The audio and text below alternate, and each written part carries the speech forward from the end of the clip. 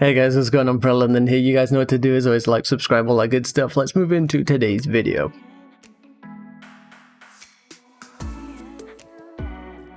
So we're starting off with Chelsea ready to make offer for Mike Maignan to replace Kepa. And this guy is a goalkeeper, currently plays at Lille, the club that we got Hazard from out in France.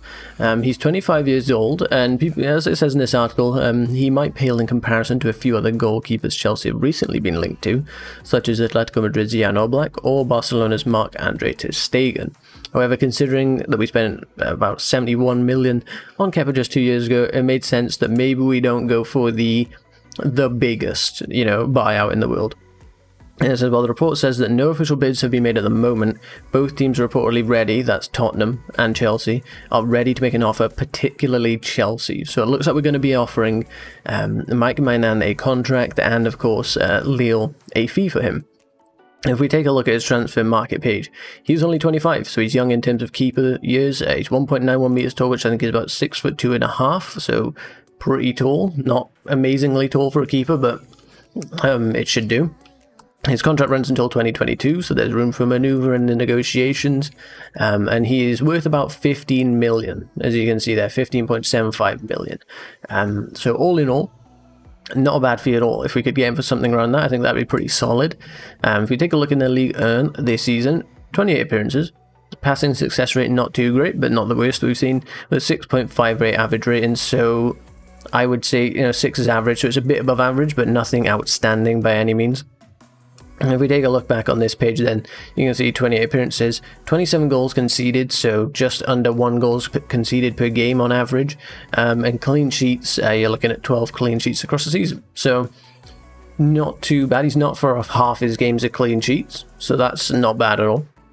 33% on his penalty saves, so considering penalties are actually quite difficult for keepers, that's not bad at all, in all fairness. Of course, he only really plays goalkeeper. You don't tend to find many goalkeepers that play other positions. Yeah, I could see this one happening.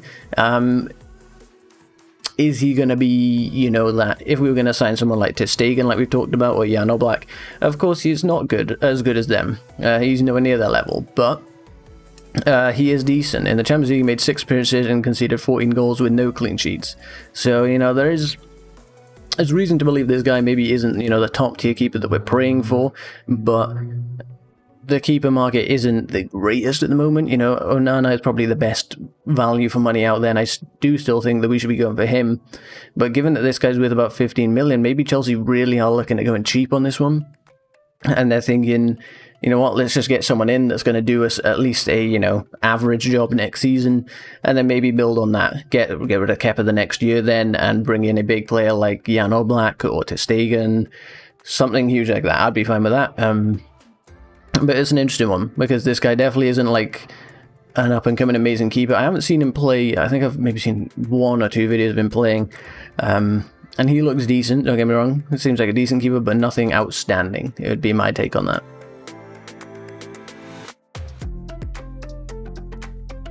Then the next one is a bit of Kai Havertz news, and it's Chelsea agreed to buy Leverkusen Kai Havertz condition over transfer announcement. So that's key, because if you consider that, it says Chelsea agreed to buy Leverkusen condition for the sale of Kai Havertz.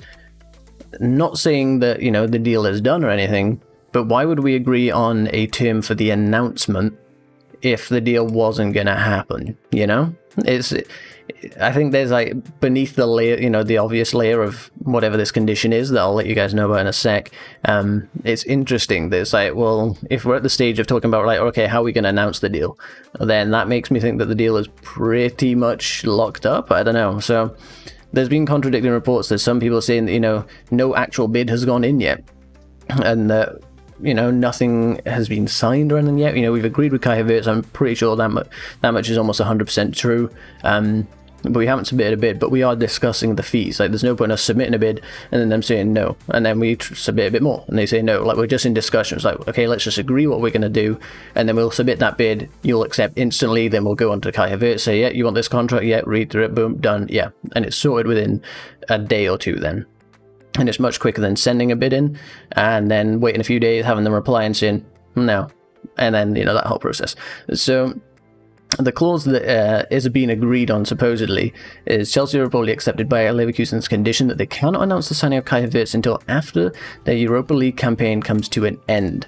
And if we take a look here at Leverkusen fixtures, we can see exactly how many games they got left. Of course, they got the game against Rangers. If we scroll down to the bottom here, obviously they lost in their final against Bayern. That was their last game they played. So they got the round of 16, second leg against Rangers. If they go through, and then of course they'll have to play out the rest of the competition. If they don't, then we can announce it then. But they are 3-1 up. If you can see up here on the top right, they're 3-1 up against Rangers, and that was away.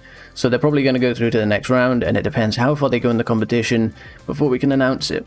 And it kind of sucks for us Chelsea fans, because it's like, well, we just want the deal announced, man. But I guess maybe the predictions of after the FA Cup we'll see the announcement.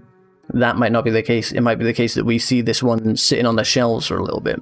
And it's understandable. I understand why, because they don't want, I guess, the fans and the players to be distracted by it.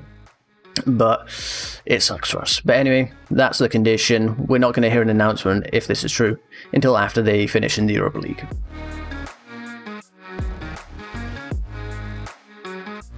So moving on to my preview for the Chelsea-Arsenal FA Cup final. What a big game this is going to be. I'm very excited for it. A lot of people saying they're very nervous. I wouldn't say I'm nervous. I'm aware of the possible outcomes in that, Arsenal win this game and it sucks because they take a trophy off us. And we've obviously been the stronger team this season, so you'd expect us to win. But it's going to be a tough game. So because of that, my formation that I'm going with is a 5-2-3. I think that makes a lot of sense.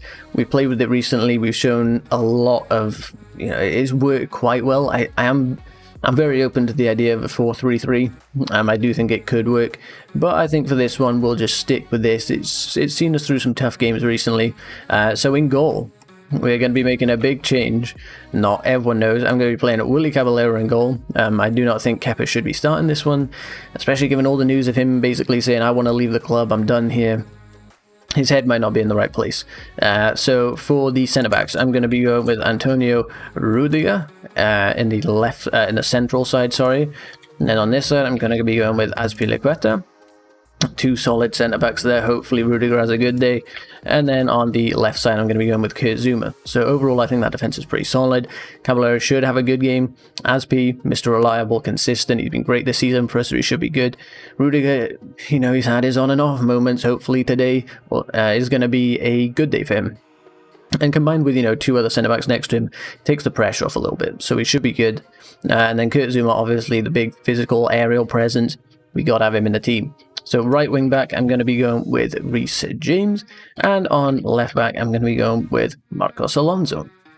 I'm really hoping Reece James's crosses get utilised in this game, because it feels like there's so many times that they go to waste. And it's a big shame, because obviously his crosses are amazing. Same goes for Alonso. Alonso's going to have a good game going forward, but also defensively, because they're going to probably put out a pretty strong team.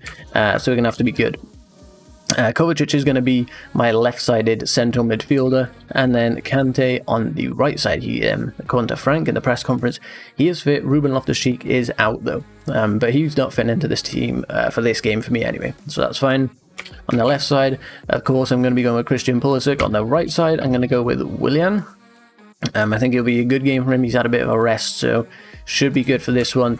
And have his work rate up. And then up front, I'm going with Olivier Giroud, the beautiful Frenchman that is going to score a goal against Arsenal to win us the trophy, I hope.